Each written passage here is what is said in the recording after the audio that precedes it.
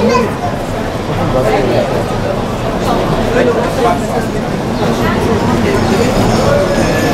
bilmek, kendini bilmek seviyesinde ve bildiğinle beraber.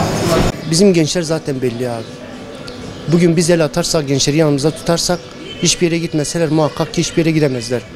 Ama gel gör ki biraz aileden kaynaklanıyor. Gerçekten de öyle. Sen bugün ailen eğer seni tutarsa hiçbir yere gidemez. Ama ailen seni salıverirse her tarafa gidersin. Yani nereden başlıyor? Alt kesimden başlıyor. Senin ailen seni alt kesimden tutarsa hiçbir yere gidemezsin. Gider çalışırsın, alın terinden, ekmeğinle çalışırsın, bitti. Ama sen salıverirsen çocuğu uyuşturucuya da gider, her tarafa gider. Git okulun önünde uyuşturucu satan var, her şey yapan var. Yani dediğimiz gibi sen bunu eğer bir şekilde bertaraf etmezsen olmaz. Zaten oradan başlamak lazım. Sen orada güzel bir şekilde emniyetini alırsın, güzel bir şekilde emniyetini sağlarsın. Allah'ın izniyle hiçbir şey olmaz. Ama sen onu sağlamadıktan sonra zaten hepsi her taraf uyuşturucu bağımlı olur. Gençler sokaklara düşer, sen önünü alamazsın. Ama sen bugün eğer Allah'ın izniyle kendi örf ve adetlerinin şeklinden gidersen, yine dediğim gibi sen eğer başta aileden gelen bir eğitim var, güzel bir şekilde bir sunum var, onu yaparsan Allah'ın izniyle çocuğun uyuşturucuya düşer. Hiçbir şekilde hiçbir yere gitmez ki senin her zaman elinin altında olur. Devletin bir yer atması lazım. Gençlere bir şeyler yapması lazım. Bir iş şeyi sağlaması lazım. Bunları yaptıktan sonra hiçbir şey olmaz. Ama sen bunu yapmasan her şey olur. Uyuşturucu kötü bir şey. Çok kötü bir şey. Allah kimseyi düşürmesin.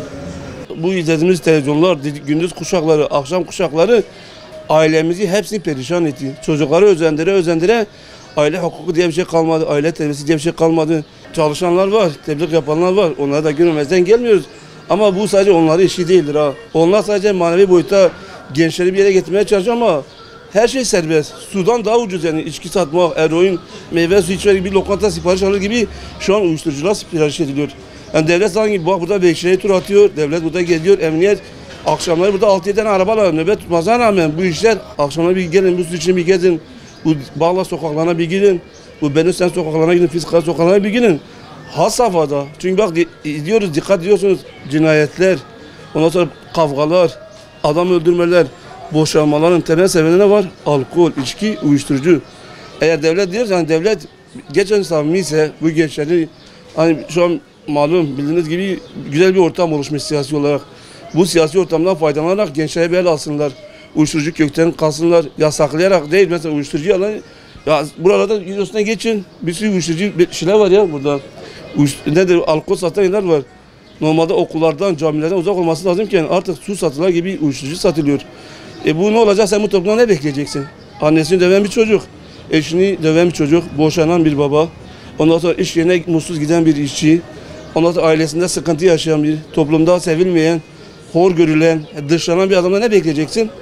Ama sen bunların tam tersini onu sahiplensen, ona sahip çıksan, onun yanına alsan, değer versen. Uyuşturucu benzeri işte bu yeni çıkan kimyasalların gençler arasında çok yaygın kullanıyor olması bu çok ciddi anlamda ondan sonra gençliğin yaşamı üzerinde olumsuz etkisi olduğunu hepimiz biliyoruz. Bunun için gerekli önlemlerin hem devletçe alınması yani hem emniyetçe alınması gerekir.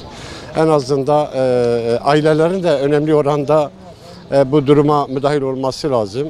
Görev ve sorumluluk bilinciyle hareket ederlerse en azından bir bütün olarak eğer biz bunu hani ortadan kaldıramazsak da bunu en azından asgari düzeye düşürebiliriz.